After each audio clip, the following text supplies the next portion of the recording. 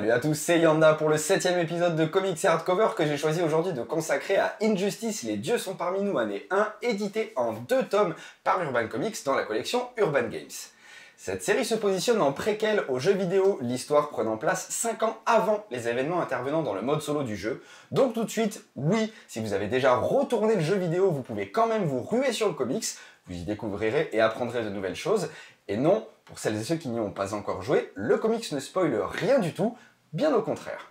Au scénario, on retrouve Tom Taylor qui a déjà réalisé pour DC Comics un one-shot sur la série Legend of the Dark Knight, publié en VF dans Batman Saga numéro 33, et qui s'occupait également de la série Earth 2 du numéro 17 au numéro 29. Pour le dessin, on a droit à un défilé assez important et on compte au total 10 artistes différents. Jeremy Rapak, Mike S. Miller, Bruno Redondo, Axel Jiménez, David Yardin, Tom Derenick, Diana Egea, Neil Gouge, Kevin Maguire et Alejandro González se répartissent le travail sur les 12 épisodes plus le premier annuel que compte cette année 1. Injustice est une série du groupe Beyond the New 52, donc se place a priori hors continuité New 52 et fait partie des nombreux titres DC Comics vendus au format Digital First.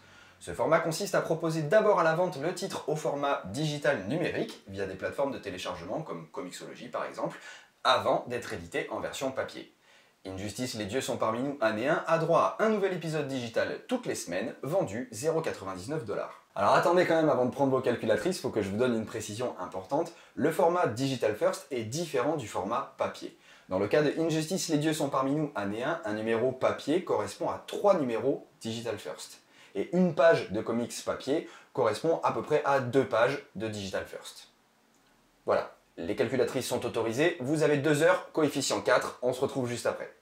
Allez, intéressons-nous maintenant au contenu de ce comics, et autant vous le dire tout de suite, de ce côté-là, on en a pour son argent. Selon moi, vous auriez vraiment tort de passer à côté de l'histoire et des événements racontés dans Injustice, les dieux sont parmi nous.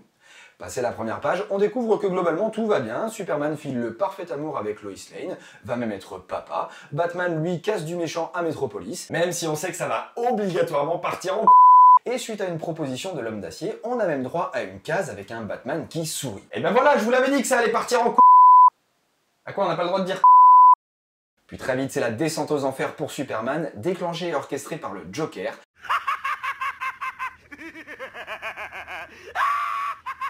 La conclusion du premier chapitre est à l'opposé total de ce qu'on peut lire dans les premières pages. Le ton est donné. Le second chapitre marque le point de non-retour pour Superman qui devient méconnaissable. Et en fait, tout au long de cette année 1, on assiste à la déconstruction du personnage tel qu'on le connaît, qui se montre maintenant beaucoup plus humain dans ses réactions, mais qui à côté de ça utilise ses pouvoirs de façon beaucoup plus radicale. Forcément, un groupe de super-héros va s'opposer à lui et se voir attribuer le statut de renégat, groupe dirigé par Batman. Chacun des personnages va donc devoir choisir son camp de façon plus ou moins tranchée et décidée, et ça aussi c'est très bien exécuté, comme par exemple le passage avec Flash dans le chapitre 5, ou bien encore le passage avec Shazam Billy Batson dans le chapitre 7. Le scénariste va beaucoup plus loin qu'une simple opposition entre 2 personnages, Wonder Woman y joue un rôle très important. La psychologie de chacun est vraiment bien utilisée et bien approfondie, et on découvre également des associations de personnages plutôt originales. De ce côté-là, Harley Quinn a clairement un don pour choisir ses partenaires. Le fait que l'histoire se déroule hors continuité New 52 permet aussi à Tom Taylor de faire ce qu'il veut avec les personnages, et il se prive vraiment pas pour d'un côté étoffer la galerie de personnages présents sur le titre, et d'un autre pour en faire disparaître certains, parfois même majeurs. Ce qui ne l'empêche pas aussi de proposer certains aspects qui feront sourire, comme le compte Twitter de Superman, mais surtout une fin absolument spectaculaire et titanesque. Le rythme de parution hebdomadaire de la série au format Digital First assure un rythme très soutenu. Il se passe beaucoup de choses et tout s'enchaîne très vite, tout en restant cohérent et sans jamais devenir brouillon ou indigeste. Donc clairement cette série est une réussite totale au niveau du rythme et du scénario. Mais si la cadence de parution permet d'avoir un récit très rythmé, pour la partie graphique, cet aspect est loin d'être un avantage. En effet, pour moi, les dessins sont le seul vrai point faible de ces 2 tomes. Souvenez-vous, en début de chronique, j'expliquais qu'un numéro papier correspond à 3 numéros Digital First.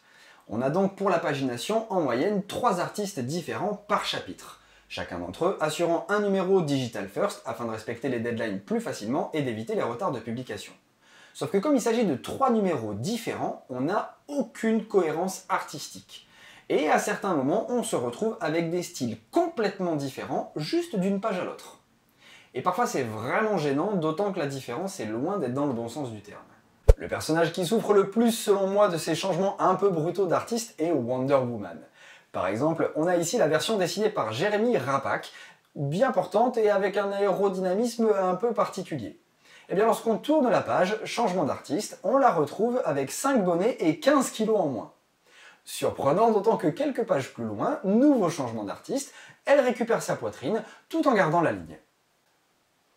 Je sais pas. Au final, pour conclure, malgré une partie graphique plutôt moyenne, et même si j'ai trouvé que ça s'améliore dans le tome 2, Injustice, les dieux sont parmi nous reste pour moi une série qu'il ne faut absolument pas rater.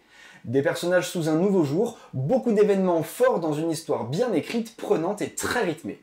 En fait, tout y est, des combats épiques, de l'émotion, de l'humour, du tragique, des remises en question qui nous font nous interroger sur la légitimité des super-héros et sur la très fine limite au final propre à la perception de chacun entre le bien et le mal. Ouais, non, vraiment, lisez Injustice.